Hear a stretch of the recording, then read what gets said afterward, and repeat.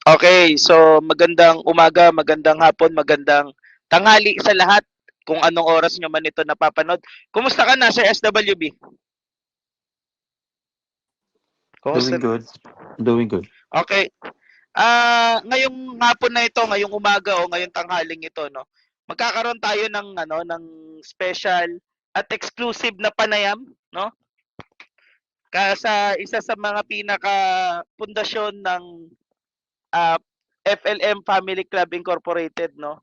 Si Sir Nasukir. So, ito na siya. Sir Nasukir, magandang hapon, umaga o tanghali sa iyo ngayong araw. Hello. Magandang gabi, Pilipinas. Good morning here in USA. Good Hello, morning Ah, din dito sa kung saan man ako naroon. hello, SWB. Hello, so Sir sa mga hindi Nasakir. nakakaalam, no? Sa mga hindi nakakaalam, sino ba si Sir Nasukir sa hanay ng mga FLM supporters noon? Ah, Magpakilala kayo, Sir Nasukir. ako yung dating since 2020 until 2023. Ako yung presidente ng FFCI, Filipino Family Club Incorporated, which is founded by Mr. Yung nagpanggap na Francis Leo Marcos. Norman Mangusin yung real name. Yan, Oh, ako yung yes. ako yung humawak diyan. Okay. Tama, no? Para sa hindi nakakaalam, Sir SWB, anong masasabi nyo kay Sir Nasukir noon? Nung nagsisimula pa lang tayo dito sa social media. Maangas. Kalaban ng lahat. Nangaakyat. Oo. Bardagol. Sinusugod kami niyan. Apat Sugod. kami doon sa channel ni Bungo. Tapos bigla yan dumarating doon, pinapababa kami. Gusto niya si Bungo kalaban. Mahilig niyang tawagin si Bungo na bakla. Oo, pasensya na kayo. Hindi, Okay lang yun, actually, sir. Para reminiscing meron lang naman. meron din namang no. Legit ito si Sir Nasukir. Legit, no. Kung nanood kayo ng interview ni Makagago kay The Kings, sigurado ako na narinig nyo yung pangalan ni Sir Nasukir, no? Narinig nyo yung pangalan niya bilang isa sa mga presidente ng FFCI sa iba't ibang chapter, no? Anong chapter, sir, yung kayo naging presidente? Yeah, USA chapter.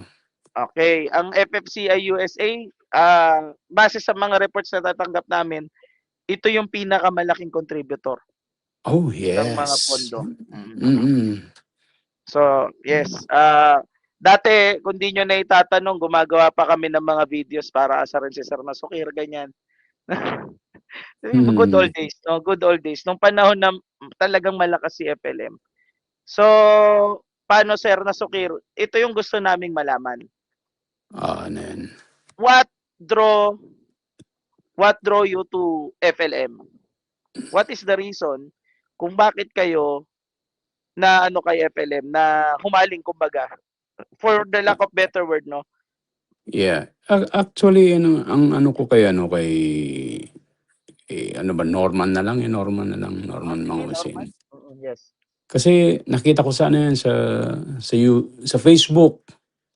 Nagsisigaw yung ayaw papasukin yung yung truck niya dahil nagdadala ng bigas. Doon ko unang nakita, sabi, grabe tong taong to, totoo ba to? Magpapakawala ng Tapos after nun, araw-araw kong inano yan hanggang nakilala ko sina Makmak, sina Jojo.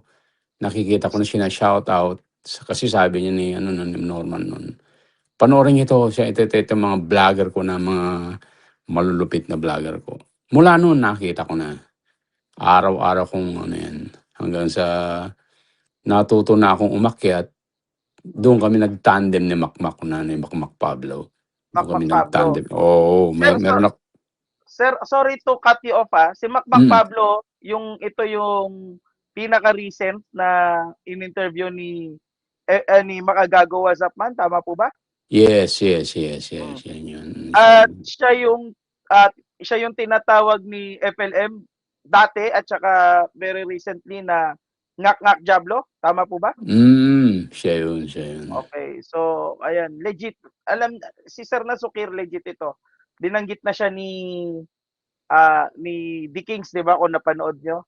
Hindi nagpapalabas ng hindi legit si Makagago right now. Kasi nagbi-build siya ng reputation, no? So, sir, sorry to cut you off, no? Pero tuloy natin kasi medyo ako yun ay interested sa ano, okay? Mm. Yun po. And then, nung naging tandem kayo ni Sir Mac Pablo, Oh, ni Makmak yan. Alos gabi-gabi kami na gano'n, may schedule kami na nagpapatawa kasi si Makmak magaling magpatawa niya, magaling mangasar. Kami lang, lahat ng basher ni Norman nun, kami ang kumokontra niyan. Siya ang kasama kong tagapaglaban. Hanggang gusto mo ba ikwento ko paano ako naging presidente? yes sir, yes sir. Yeah, okay. Ang ano niya, kaya ako naging presidente, nanonood ako, nagko-comment ako ron, nagpapalipad ako ron. Doon ko nakilala si Yama. Dahil si Yama ang ano eh, ang main na talagang mahawak ng YouTube channel ni Norman dati. Doon ko So, nakilala si para sa mga ano no, gustong malaman no, si Ma'am Yama, siya yung yeah. si Miss Yamatan, tama? Yes, Siya yung yun ang dating secretary ni Norman dati, Kulaong. To cut you off, he was even acknowledged by Mac Pablo dun sa interview ni Oh, MP sa kanya. yes. okay. Hindi Nabanggit, ko na, nabanggit ka rin, sir, na Soccer doon, nabanggit ka rin. Yes, oh, panoorin hindi, niyo yung video ni ano. Ah, mm, sir, oh, gusto ko lang ng konting ano no, gusto ko lang ng konting self-patting. No, in the past 3 months, nagpaunlak ba kayo ng interview sa iba? maraming nagme-message. Mm. Pero minsan hindi ko kilala eh. Sabi nga nila eh, schedule daw ako kaya ano. Hindi ko alam kasi ako naman open. Wala akong pinipili gaya ng sinasabi ko sa ano ko. Basta para sa ang purpose natin, may iiwas natin. Anti-awareness, anti-budol tayo guys. Okay ako kung napansin niyo yung live ko nung isang araw. Talagang naiyak ako yung napanood ko si Atty. Seibi. Naiyak ako sa kwento niya eh. Ganun ako, kilala niyo ako guys, ang babaw ng luha ko pagdating sa Yes. OFW eh. Hindi pa pwede kasi kung napanood niyo yung interview ko ng president kay Kulaong nun, grabe iyak ko nun eh. Laking ano ko eh, laking tropa, sabihin ko na lang. Laking labas ako eh, laking kaibigan. Mahalagang kaibigan sa akin. Napakahalaga guys. Mabait, kalokohan man o ano, napakalaga. Wag yung manloloko, wag yung mambubulol. Hindi tayo pwede maging kaibigan sa Uh, ganun. Sir Soccer, may question ako.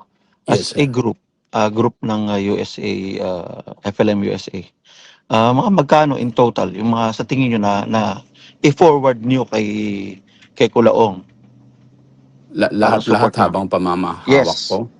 Yes. Yun sa bata. Sabihin na natin mga 3 million siguro yun. Hindi lang eh. Aboy, 5 million. Kasi yung mga palipad men, yung ano lang yung humanitarian, mga aabot ng 4 na million yan eh. For ano lang, Uh, for the sake of clarity lang sa lahat, no? Sabihin na Oh, natin 3 siguro, mga 3 million or 3 mga 3 to, million. Yun na yung yeah. pinaka-conservative na ah, approximate, tama po ba? Yeah, approximate. Pero Yun na yung hindi ko, ibig mm, sabihin, mga kapatid, mga nakikinig, no? Yung 3 million na yun yung at least. Pwede pang yeah. tumaas na gusto doon, no? Oo, Ah, ano na yan. Pero hindi lang, malaki talaga eh, palipad. Kasi meron teka, kwento ka. Nawala ako dyan. Pumalit yung FLM, yung si Mr. Babanggitin ko pwede yung si Mr. Alex Cayetano. okay. Kasi si Mr. Alex Cayetano, tapos may pumalit na babae, ayaw na lang banggitin, naging kalabang ko. Yung nagdemanda sa akin ng 3 beses yan eh, pero hindi nanalo. Mm. Dalawa pala, 2 beses. Kaya silang naupo, tapos yung huli, yung babae na naupo na yun, magbe-birthday si Kulaong. Nirequestan niya lahat ng mga mami na mag-greetings. Siyempre yung isang mami na pagod from work siguro, nag-video yung isang mami na yun. Nakahiga siyempre, pinahiya ng presidente na yun. Mm. Pero sir, to Kaya, cut you off, no? mm, Yes, I'm cutting you off ngayon. I'm sorry. Kasi para malagay natin sa context, no? Pwede niyo po bang ipakilala ang FFCI at kung paano ito nabuo? Tapos, Oo, okay. ayan. Kumbaga, yung ano, yung story ng ano, say Okay. from the start, no? Okay, ganito 'yan. Ako ang isang nakakaalam kung bakit nabuo. Dati 'yan, guys, FLM, Family Incorporated ang pangalan niyan. Yun ang totoong pangalan. Nung ano, FLM. nagbibigay na kami ng FLM, Family Club Incorporated ang ano yan. Tapos ang nangyayari, nagpapadala ako ng malaki. Nagpapadala ako ng malaki. Yun pala, inirerehistro na No? yun, hindi may rehistro sa, andito pa ba ka? Yes, sir. Yes, sir. Oo, inirerehistro nila sa SEC yun, hindi may rehistro dahil ito nga kay Culaong na nakakulong at maraming kaso pa na ano pa tawag yun, active pa yung mga kaso niya. Kaya yun ang paliwanag sa akin ni Culaong, sabi niya. Pero nung sabi ko kay Dong, namumblema ako. Ayaw kong sa money laundering kasi ang laki-laki ng pinapadala ko sa kanya eh. Minsan may pinadala pa akong $12,000 yan eh. May mga resibo ako diyan pwede kong hanapin yun kasi naka-registered naman sa yung credit card ko yan eh. Kasi pag yung lahat ng padala ipinapasok ko sa card ko, saka ako ipapadala na doon sa remittance. Minsan remittance yung ayaw ko nang humawak ng kasi.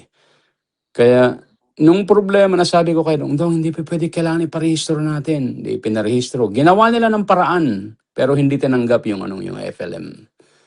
Kaya Ano ginawa na nila, yung bakit hindi tinatanggap yung yun yung nga eh, may isa, ipinaliwanag sa akin ni Colaong na may problema. Ayaw tanggapin kasi ganito pa may parang daming arte nila nagmumura eh. Ginawa nila ngayon yung kaya ginawang FFCI. Kung papansinin niyo yung register FFCI, naka-address sa naka-address sa kay Eliza. Naka-address sa Cavite. Oo ba? Sabi ko, ipinakita sa akin ni Dong yung yung register. Sabi ko, bakit naka-address doon?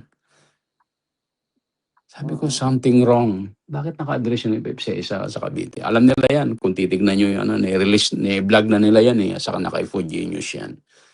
Kaya, doon na ako nagduda. Pero yung hinanakit ko nung kay hindi ko mailabas kay Culaong na nagduda. Tuloy-tuloy pa rin ang Tama yung sinabi ni Makmak.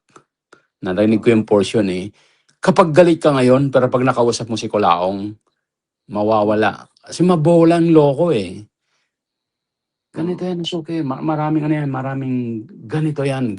Puro ganito yan eh. Lagi niyang inaano. Kaya pinalitan yung family flag, FFCI, Filipino Family Club Incorporated. Yun ang nairehistro. Take note, pangalan lang. Hindi yung pwedeng mag-solicit. Yes. Andun yung Yes. O yun. para sa sa kaalaman nyo, ko lang, supplement ko lang yung sinabi ni Sir Dong. Sir Dong, ni Sir Nasukir, no? Sa SEC, pag Sir Dong talaga. Oo, sorry. Sorry talaga. Sa SEC, Securities and Exchange Commission, para magkaroon ka ng juridical personality, kailangan mong maging magpa-register sa SEC bilang corporation, no? So nagpa-register sila as a corporation. Anong uri ng corporation? Elisomori Corporation. Ito yung non-tax, non-profit, no? Kumbaga, ang ginagawa nila ay para makakuha ng pondo supposedly para pang-humanitarian, tama po ba? Yes. Ngayon, kung meron kang ginagawa na labag sa iyong Articles of Incorporation, gumagawa ka ng Ultra Vires Act, which is against the law, no? Right now, no, Sir Dong Batala, Sir Dong na naman. Sorry. Sir Sir Nasukir. Sorry kasi nakikita ko yung mukha ni Sir Dong dito sa tinitingnan ko. Kaya Sir Nasukir, no, hinahanap ko yung Articles of Incorporation nyo kasi meron din kaming kopya noon. No, ipag-uusapan natin mamaya. O sige sir, tuloy nyo po yung kwento nyo, sir. Yeah, ganun nga. Pinakitaan kami ng pinakita sa akin yung registration, yung papeles. pinorward ko lahat, ano yan, nakita lahat sa, may mga grupong presidente kami worldwide eh, pinasa ko. May nag-question doon na ano, na nagpa-check diyan sa Pinas na hindi pa pwedeng ano, hindi pa pangalan lang to ano press na sukir sabi nila. Pangalan lang to parang pag binangbinyag ka may pangalan ka lang. Pero yung right of way na ano tayo ng contribution, hindi pa pwede. Kaya inano namin na naman, eto alam kung makikinig ni Dong to, kaya ini-require na naman, ako ang nagre-require kasi akong pinakamadali. Pakiano sa ano kasi kailangan mga ano yung sa DSWD.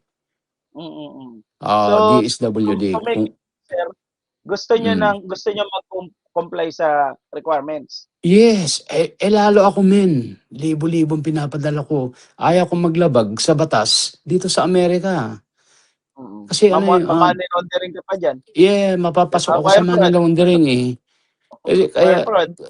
Gusto ko lahat ng lakad ko legal. Okay ang tumulong pero in a right way. Doon kami nag-uumpisang magbangayan ni ano. Siyempre ni Sir Dong. Siyempre pag nagbagay no, tatawag na naman si Kulaong sa akin. Private alam niya yung ano ko, alam niya yung cellphone number ko. Ganito yan na suki. Wala na naman yung galit ko, yung duda ko, nawala na naman.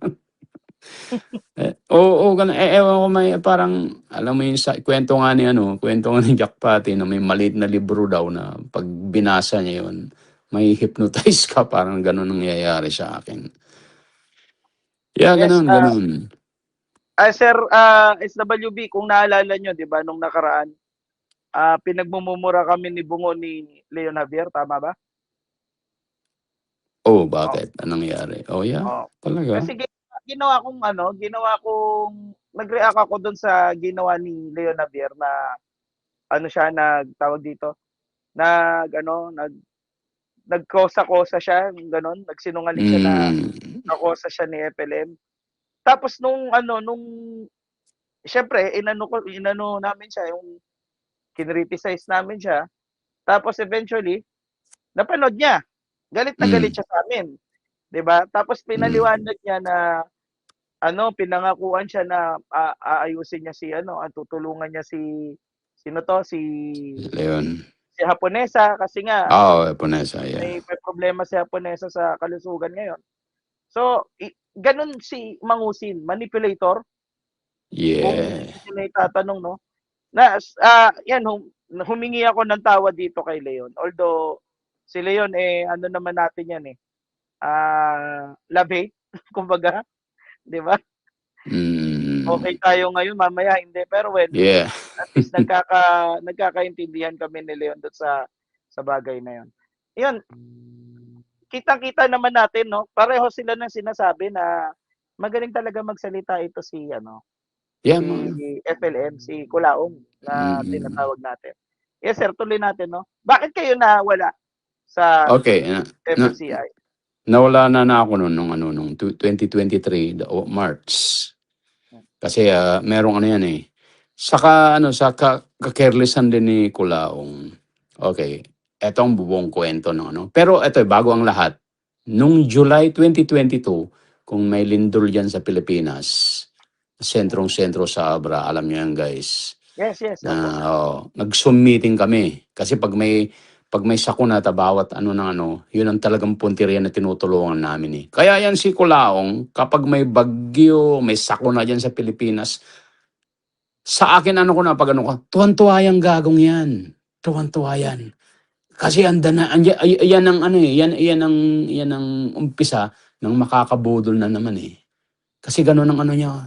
Sabi niya, Sukir, napanood mo ba yung kawawa naman yung sunugan. Panunuran ako ng mga nanay na humingi ng tulong na yung mga single mom na walang pandid, walang pambili na nidi. Gano'n ang paraan yan. Kaya tutuwa yan pag may sakuna dyan sa Pinas. Okay, ituloy ko yung lindol sa Pilipinas, that was July 2022. Zoom meeting kami, lakas ng lindol. Kasi andun na nga eh, meeting tayo. May nagpapasa si Alaysa, pinapasahan ako ng Zoom ng schedule. Pumakita ko.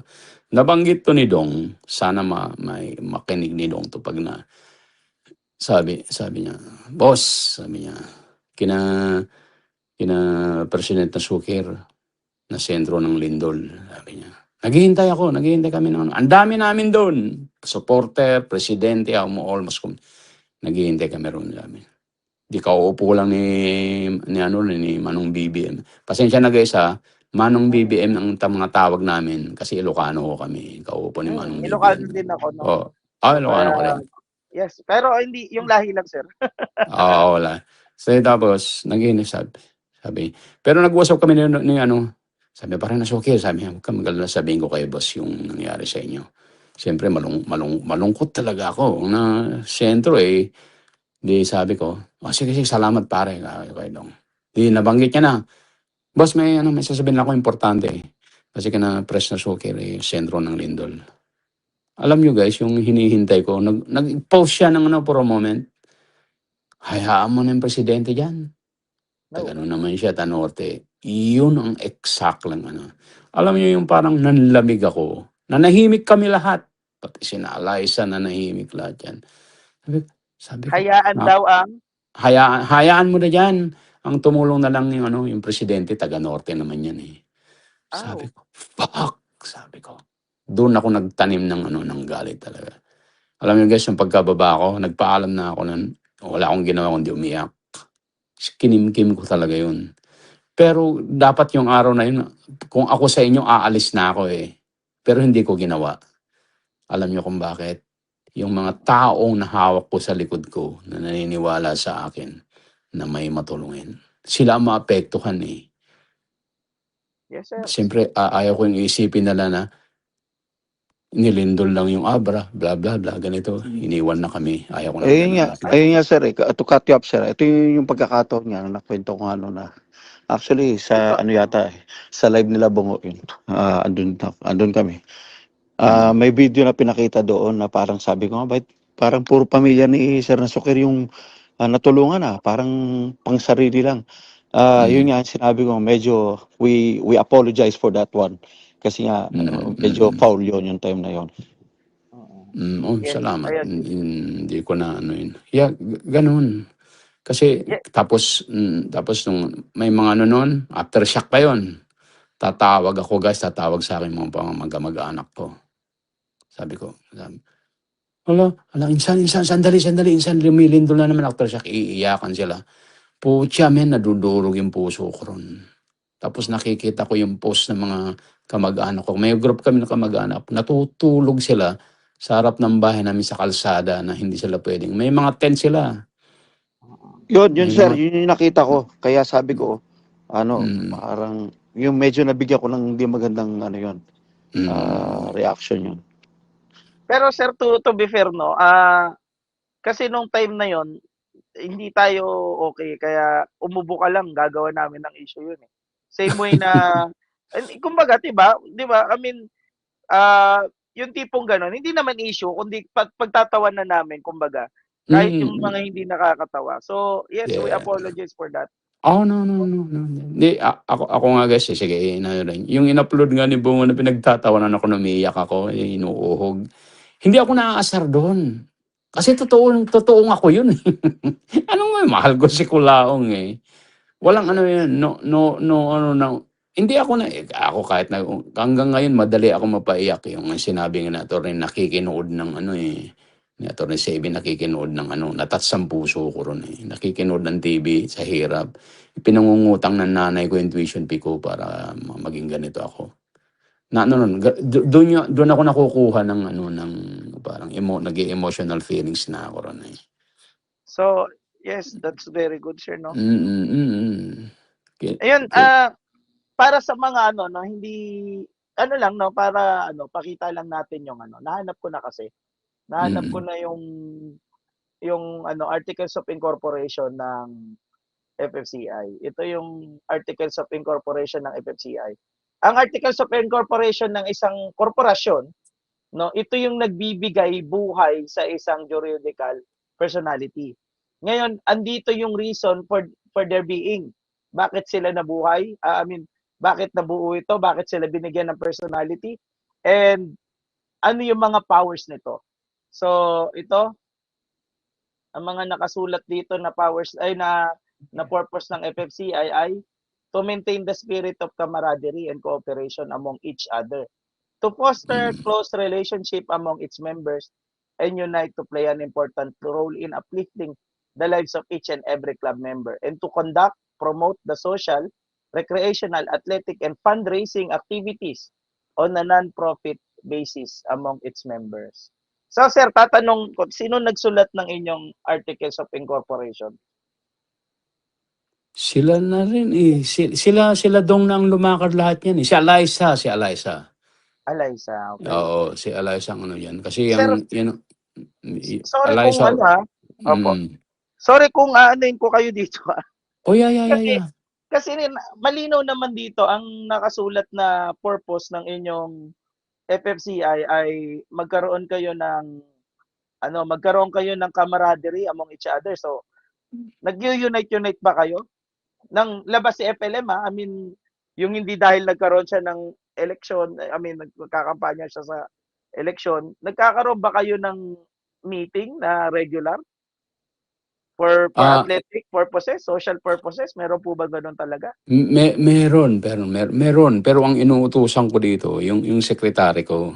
Kasi treasurer ako sekretary ko. Kasi ako guys, busy ako sa ano.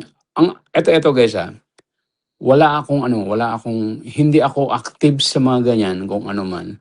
Kasi ang ano ko lang, ano namin, pag sinabihan kami ni Kulaong sa meeting. Pag nagpa-meeting si Kulaong, talagang nag-a-attend ako kasi hinahanap ako eh. Walang ano yan kundi humanitarian, tutulong, puro Okay. tutulong. Pero pagdating So sa ganyan na ini-explain mo, parang hindi ako gaanong interesado or hindi ako nagfo-focus sa mga ganyan. pero sir, ako na yung sasagot ng tanong niyo. I mean, Mm. ito lang yung observation ko, no. Malamang na-observe din 'to ng iba. Parang hindi naman nagkaroon ng mga ganyan. Lalo na't hindi mo alam. Siyempre 'pag Mm. nagkaroon ng meeting, babanggitin 'yan, 'di ba? I Mm. mean, Mm. parang parang wala naman. Parang Wala, nag-focus wala, lang wala. talaga sa Oh, ano, mm. nag-focus lang dito sa part na fundraising activities. Mhm. Sorry. No, you're good, man. Pero ayan sir, yung anong masasabi nyo doon sa gaano katotoo yung sinasabi ni The Kings about FFCI na ang ginagawa daw ah yung kayong mga presidente kumukuha ng pera from members tapos pinapadala nyo sa iisang tao. Mhm. So gaano katotoo ito? Ah can you tell us about what you experience about this? Yes, totoo yan. Pinapadala pinaano ko yung mga resibo andun din kay Dong, kay De Bellis Batalan, Orito Batalan, Okay, so kilalang-kilala. ganyan din yung binanggit ni no ni Sir The Ay, Kings si The 'no. King, oh. Shoutout sa iyo Sir The Kings. Ayan, no, ito nag-usap po ba kayo ni Sir The Kings bago kayo umakyat dito? Oh, hindi ko alam dito ba si Oo. pare? Hindi sir, kasi baka Oo. isipin nila scripted ito at Ay, hindi. para tawag dito, magka-jive yung sinasabi niyo at sinasabi niya, napagkasunduan niyo na yung sasabihin niyo. So basically parang Hindi. gano'n. Hindi, tinetext ko lang si pero mabait yan, tinetext ko lang si parang The King 'pag may So pinangungumusta lang. So ayun yung malinaw 'no, hindi nila pinag-uusapan yung kung ano yung sinabi kay Makagago at yung sinabi dito, pero nagtutugma. Go Mm. figure 'no. So ngayon, hinahamon ko yung mga nanonood dito na ayaw maniwala. Kung meron kayong iba kaya niyong i-rebut yung sinasabi nila dito. Show us proof, Uy, yes. 'di ba? Show us proof. Kasi yung yung burden ng proof na binibigay niyo sa amin ibigay niyo I mean i-apply niyo din sa inyo 'no. 'Yun lang yung Mm. So ayun. So basically sir, totoo talaga na na nagfa-funnel kayo ng pera papunta doon kay FLM, tama ba? Through Dong Yes, Batalan, 'no? yes. Tapos on the pretense na tutulong kayo sa sakuna, Mhm. tama po ba? Tapos nung Yes. nagkaroon ng sakuna sa Abra, kayo na po magtuloy. Nung nagkaroon ng Yeah, sakuna sa yun Abra, nga yung naggano'n ako sa Abra sabi ko, "Wow!"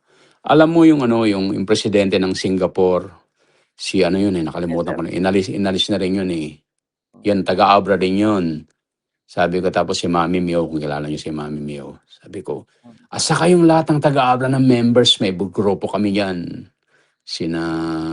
Nakalimutan ko na, sabi niya, Kuya Sukir, press na Sukir.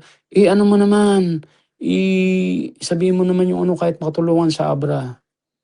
Alam mo, nagsisinungaling na lang ako, sige sasabihin ko, pero hindi ko sinasabi kay Kulaong.